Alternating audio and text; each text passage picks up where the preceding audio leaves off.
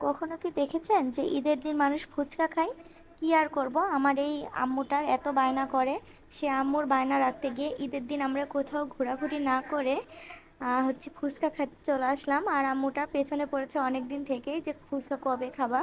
তো আমরা দিন ঠিক করতে পারছিলাম না কবে খাবো, আর আমার মনটা অনেক খারাপ, যার কারণে আম্মু জোর করে আমাকে নিয়ে আসলো ফুচকা পার্টিতে। তো আমরা বাসায় হচ্ছে ফুচকা তৈরি করছি, আর হচ্ছে মানে ফুচকা ছোটোখাটো একটা ফুচকা পার্টি হয়ে গেল আমাদের। সব কিছু আমরা বাসায় তৈরি করেছি এবং পরিবারের সবাই মিলে এক জায়গাতে বসে অনেক আনন্দ করে আমরা ফুচকা খেয়েছি।